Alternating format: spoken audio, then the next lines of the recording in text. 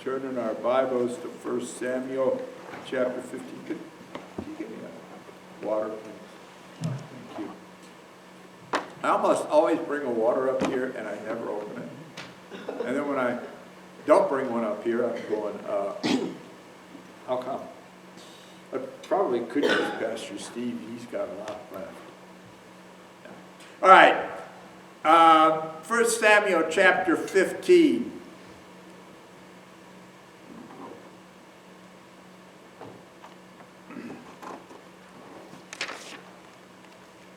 And Saul said, chapter 15, verse 17. I knew there was something wrong with that one. Thank you. Thanks.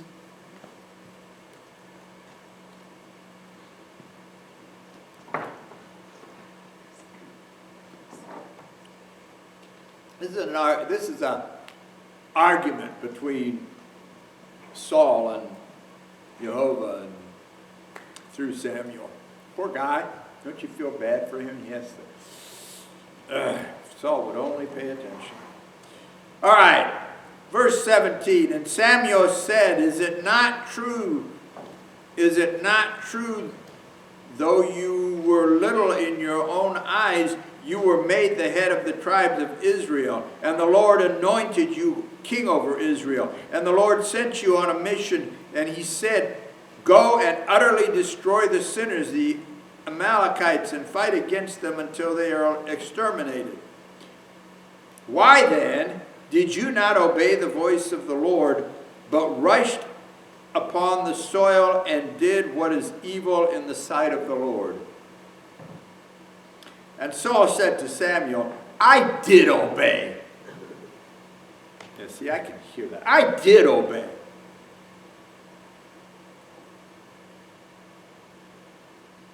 I did obey the voice of the Lord and went on the mission on which the Lord sent me, and have brought back Agag, the king of Amalek, and have utterly destroyed the Amalekites.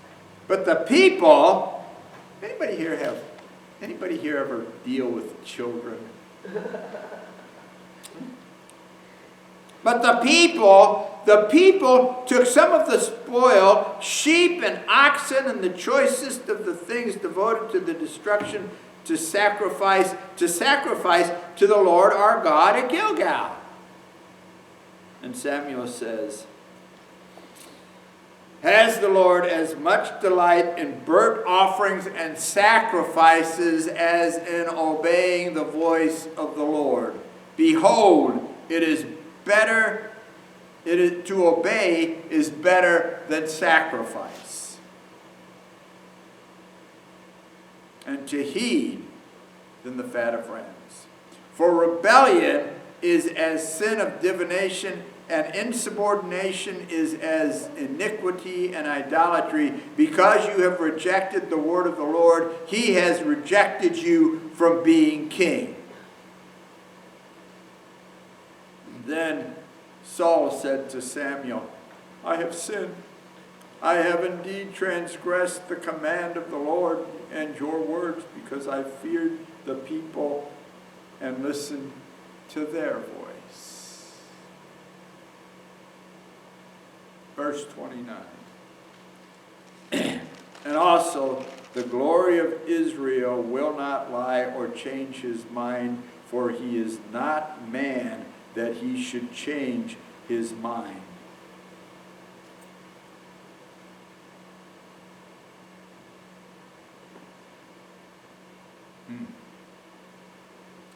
Let's begin this year, 2025, let's begin this year by asking the question, what is the cost of your tithe? Now, everybody's mind goes immediately to cash, right? Immediately to cash. What is the cost of your tithe? However, I want you to look at tithe a little bit differently this morning, with the understanding that this is not a message on tithing. Not what we're talking about this morning. I want you to think about the cost of your tithe, because your tithe is 1/10 of you. The tithe that you bring to the Lord is 1/10, is the first tenth of everything. But that's not what I'm really concerned with today. I want you to think about your tithe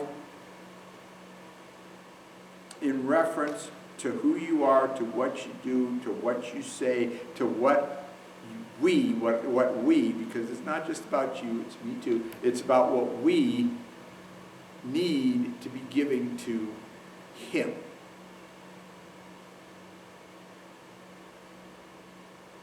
Right now, we need to set the tone for the year 2025. And we actually started it last week by having the faith to find dry land. If you didn't hear that one, go back and get on the website and find it. It's on there already. Do you recall the two things that are required? That we are required to speak with the authority of the Lord of our righteousness, and we are to act with clarity of purpose.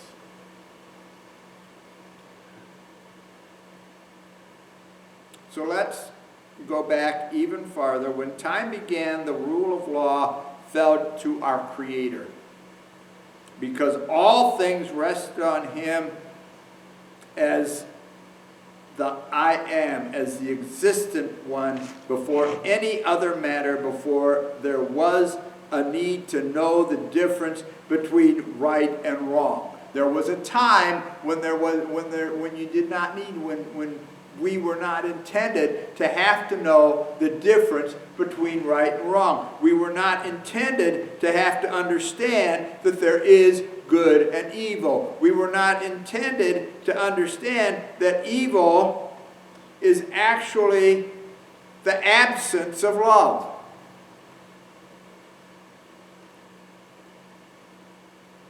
We can divide the beginning of this sermon between the time before the flood and the time following the flood, though in reality both of these periods were pretty much governance via the hand of the intervention of Jehovah. In this first period, there were 3 recorded murders. 3 recorded murders. Yet, by the word of Jehovah, he saw that wickedness of man was great on the earth, and every intent of the thoughts of man's heart was only evil continuously. So first of all, we know that Cain killed Abel. And he killed Abel over the jealousy of his heart, because Jehovah was more impressed by Abel's sacrifice of the first fruits of his offering, of his crop, of who he was, rather than the leftovers, rather than what came later. And then there was this guy by the name of Lamech. There's not a whole lot written about him, but he is in there. You can find him in Genesis chapter 4, verses 19 and 23 and 24. That's about it. Boom, gone, done. Okay, so Lamech was the first man to take 2 wives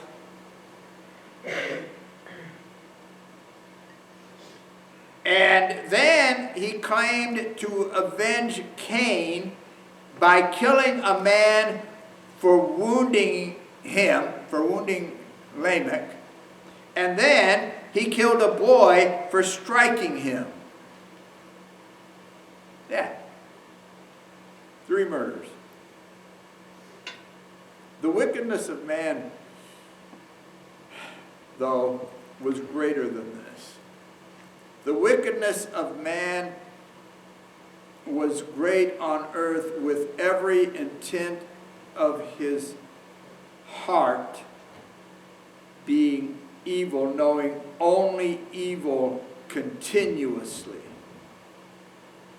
The only one the only one who found favor in the eyes of Jehovah in Genesis chapter 6, verses 5 and 11 and 12, was Noah.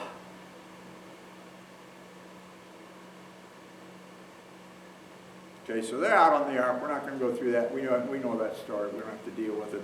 But as they came off the ark, we again find the purpose of we again have to find that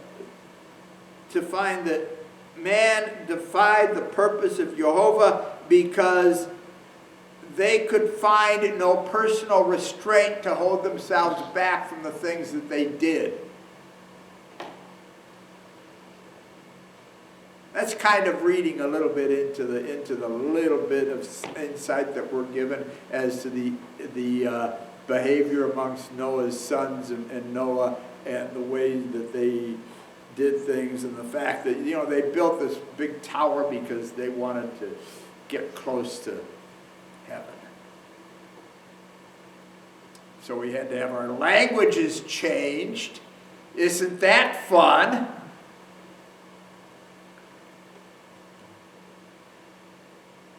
Evil continued to follow us. We sought our own counsel. We defied the very purpose of the point of life by violating one another. Look at Genesis chapter 19, verses 5 and 8. I don't want to really, I'm going to go a little more into that, but not a whole lot. But the extent of immorality of man against man cannot be understood until we are able to comprehend that we were created with the existence of love. Jehovah created us out of love. He wanted somebody to stutter with, to talk to. He wanted somebody to commune with. He wanted us to be his. But we decided that we could not deal with that. And so we took the existence of love and made it about ourselves. And then we ended up with the absence of love, which is evil. Whatever creates the demise of what Jehovah created, and by creating, meaning specifically, whatever creates the demise of that which has the spirit and the breath of Jehovah Hayah within them is evil. If you want to know what I'm talking about when I talk about the spirit and the breath, look at Genesis chapter 2, verse 7. Man is the only one that he breathed life, soul, spirit into. So this means that any method that physically ends the existence of that into which Jehovah Hayah has placed his own breath, his own spirit, his own being, the implication here is that any force of abuse that could result in the extension of what carries the form of the spirit of the I am, that I exist, is wrong. It's wrong. It cannot be tolerated. So when Torah specifically calls for the extinction, the putting out, whenever Torah specifically calls for the extinction of life of the one that his spirit is carried in, it is because that behavior carries with it the physical extinction of what carries his spirit. To say that any form of the purposeful extinction of another human being is covered under the penalty of death. If you read through the Torah, if you read through the law, there are certain things that he says require death. There are other things which he has other things for.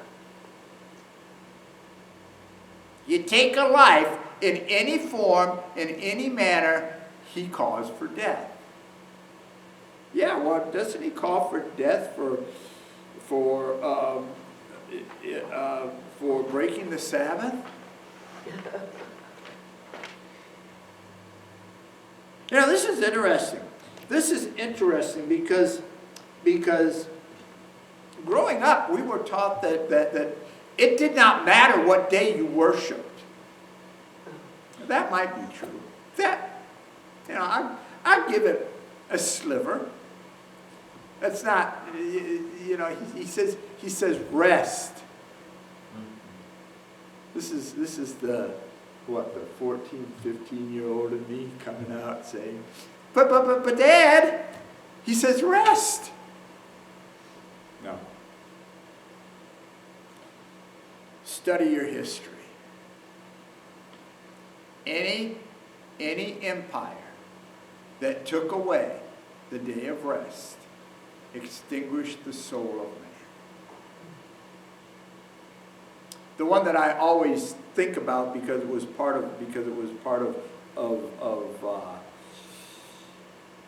study of liberty is France. When the king told everybody they had to work 7 days a week, 12 hours a day. What happened? The French were dropping like flies. It's in your history book. Okay? Here's the other one that we are really struggling with today, and it's the way that we treat our children and the way that we treat each other sexually. I don't really want to deal with that from the pulpit. I can, but you know, it becomes a whole series of sermons because you have to bring into it the science, you have to bring into it the legalism and oh my God. But you can look at. I'll give you the verses if you want. I'm going to read most of them really quickly, so don't even try to write this down. Well, you can if you think you're better fast. If you know shorthand, go for it. Okay. Exodus 31. Oh, this isn't dealing with. But anyway, beginning with Exodus 31, 12 through 18. That's the one dealing with Sabbath. That's why I had that one in there. 1 Kings chapter 22. Verses 46 and 47. 2 Kings chapter 23, verse 7. Genesis chapter 19, verses 5 and 8. I already gave you that one. Leviticus chapter 18, 22, verse 22. Leviticus chapter 20, verse 13. Judges chapter 19, verse 22. 1 Kings chapter 14, verse 24, and 1 Kings 15, 2. 12. 1 Kings 15, 12. Any purposeful behavior that has the possibility of extinction of the breath of man. Now you may ask about some of these ones that deal with sodomy, but if you understand science, you understand what I'm talking about with that. And I can throw the two major diseases that every one of us here is familiar with. You have HIV and AIDS, and you have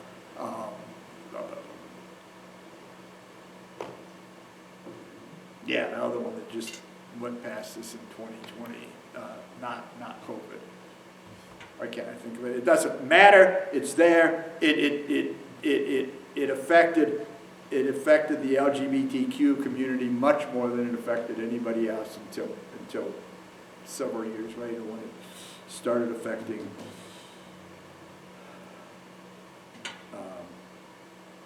people that use drugs. All right, so moving on. That's what I'm saying. We can get all tangled up in that. That's not the sermon. For every call of El Shaddai to his creation to dedicate themselves to obedience and to the principles that guide human decency and morality, the answer has been intercepted by Hillel. That would be the one that we call Satan. Has been intercepted by him as in Isaiah chapter 14 verses 9 through 17 and Ezekiel chapter 28 verses 16 through 18. Those both deal directly with the angel of light being tossed out of heaven. Coming out of 400 years of Egyptian servitude, the children of the covenant were not accustomed to the comprehension of what it means to be obedient. Now, this is an interesting comment to make because we're talking about people who had been slaves, and if you were not obedient as a slave, then you were beat or killed, whatever. But that's what happened. But that's not the obedience I'm talking about here. The rule of law required the intervention of Torah in a written form as a guidance to the ability to find faith and to inspire obedience to Him. See, there's a difference between being obedient to somebody who can physically make you obey and obedience to the one who created us, the one who gave us breath, the only being on the face of the earth that He gave breath. That He breathed into so that we would be alive.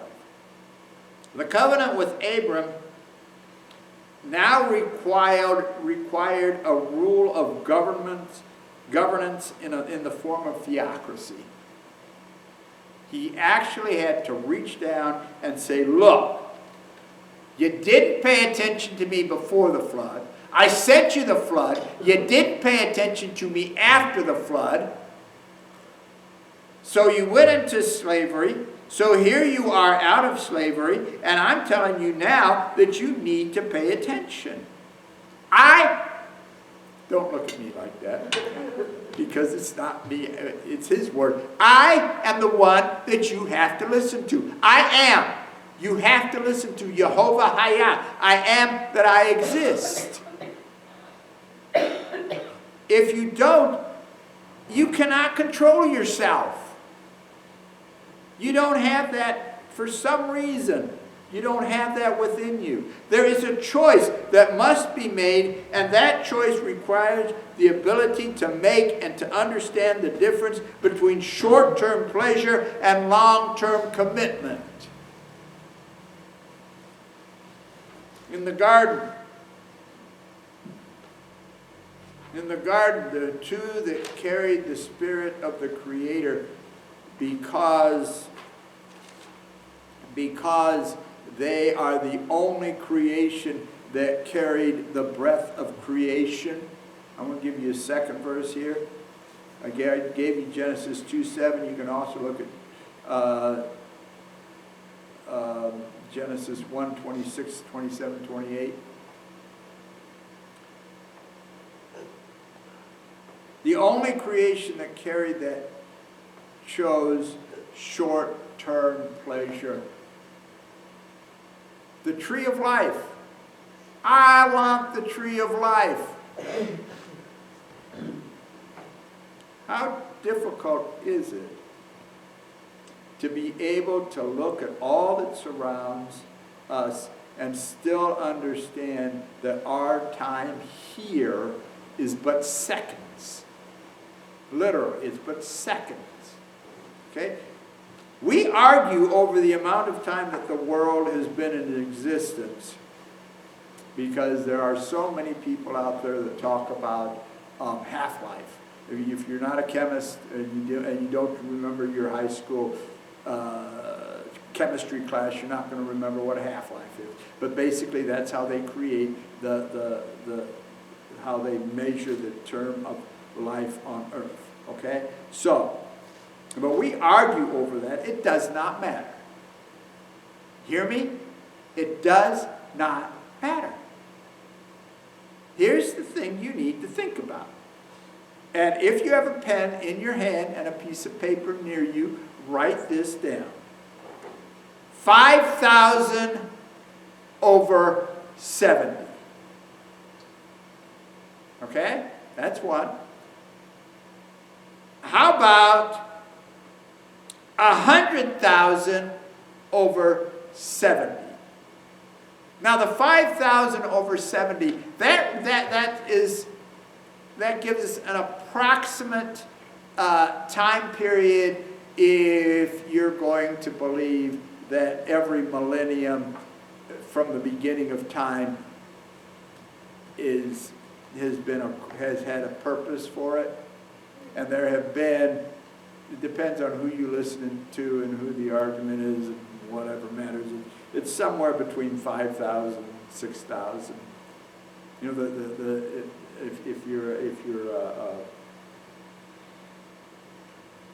if you are a millennialist, you know that the seventh millennium is the Sabbath millennium after the coming. Okay, not arguing that one either. Please don't come up and ask me to talk to you about millennialism. I don't.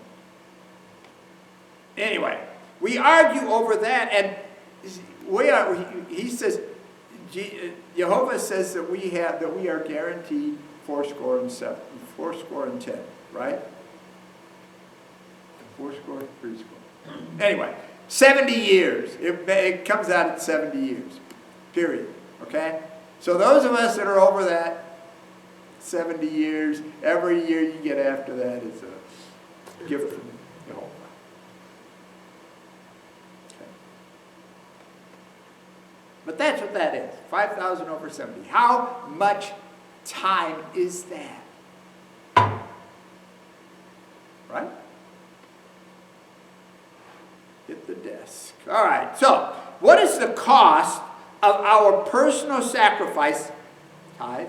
What is the cost of our personal sacrifice when we spend our time searching for that which has already begun, because that which has been created has more intelligence than that which is the creator?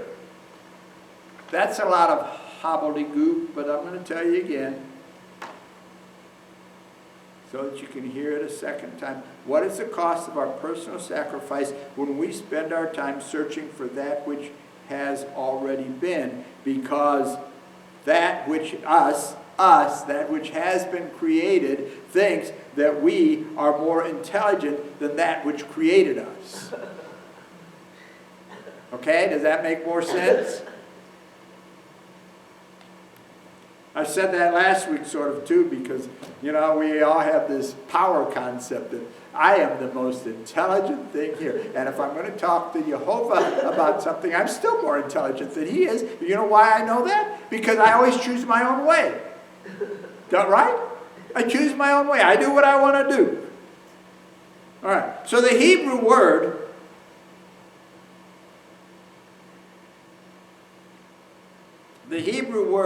Yisah, used in don't worry about what that means. The Hebrew word Yisah that's used in Genesis 2:7 and 1:26 through 28 gives the essence of something created with a distinct purpose and a moral obligation. The distinct purpose is the opportunity to be happy, as in satisfied and at peace in the presence of an eternity. Did you get that? The distinct purpose is the opportunity to be happy, as in satisfied and at peace in the presence of an eternity, as in Jehovah Hayah. Okay?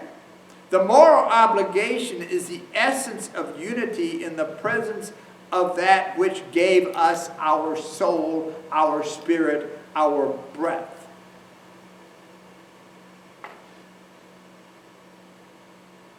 And it gave it to us without nakedness in the form of shame or exposure. Go back and read what happened when Adam and Eve took from the tree of life. What is the very first thing that they discovered? It wasn't Queen Victoria with cover the legs, okay? It wasn't Queen Victoria. That's a reference to history. If you don't know what I'm talking about, I can't help that. But the first thing that they found.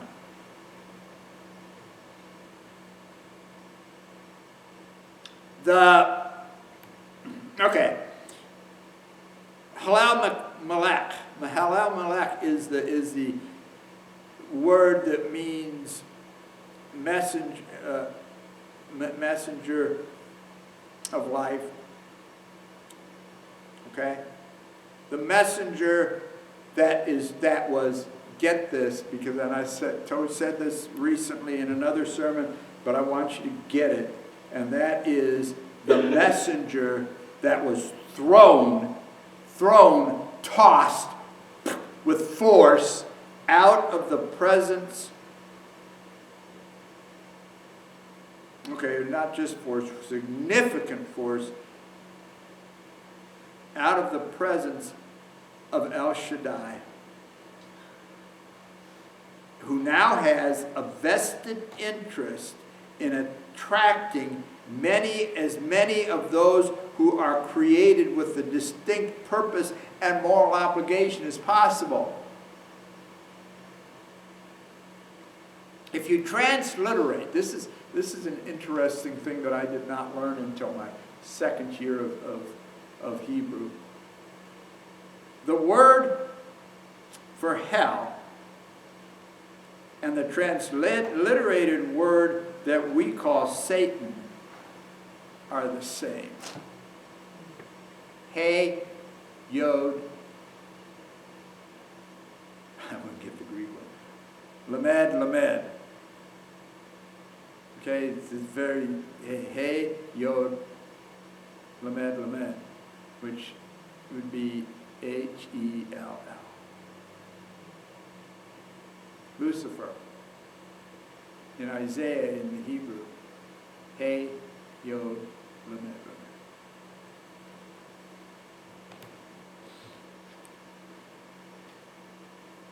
Why would Lucifer, why would the angel, the messenger, why would he have a vested interest in attracting as many of those who were created with a distinct purpose and moral obligation as possible? It's for this. He too was created and yet has the audacity to believe himself more intelligent, craftier, and stronger than his creator.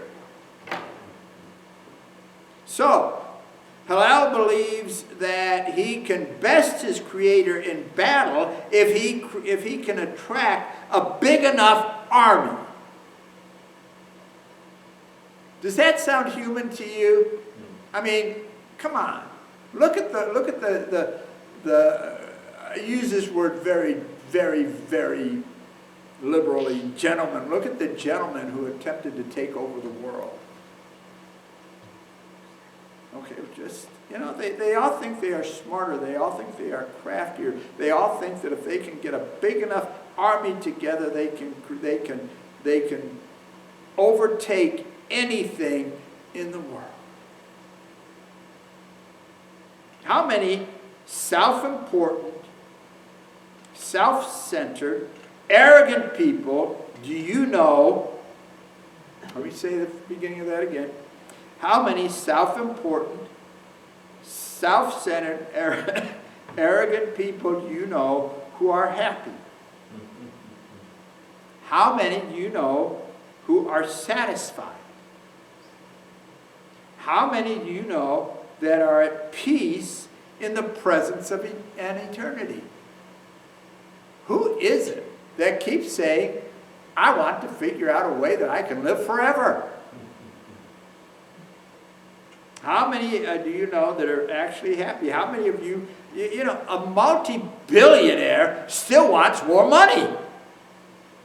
I do not have any problem or any envy for the 1%ers. They can have their 1% out there and do with it as they want, because in reality, I don't. As I read script, let me just close this and not even reference this for a minute. As I read history, I don't see a single one of those people that I'd want to trade with. Yeah, when I get strapped, or you know, I would like maybe to have their money, but I don't want all the other stuff that goes with it. And if I take their 1%, I got to deal with the rest of the stuff too. So, yeah.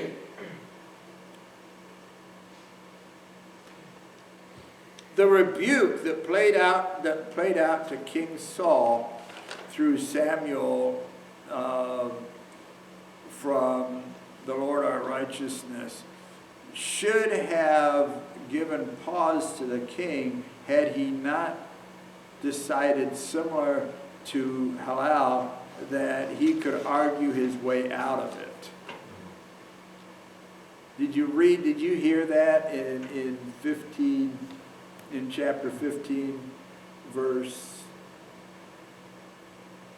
20, where he says, Then Saul said to Samuel, I did obey the voice of the Lord, and went on the mission on which the Lord sent me, and have brought back Agag, the king of Amalek, and have utterly destroyed the Amalekites. But the people, but them other guys, you know, the ones that I told to leave things alone, they didn't pay attention to me. And they took the I didn't read this beginning part, so you'll have to go back and read that to find out what he told them to do. And then they decided to take the best of the best and sacrifice it to the one that told us to leave it over there. Okay. And then he goes back to saying, oh, I know, I'm so sorry. I sinned. I have indeed transgressed the command of the Lord in your words because I feared the people. Wait a minute.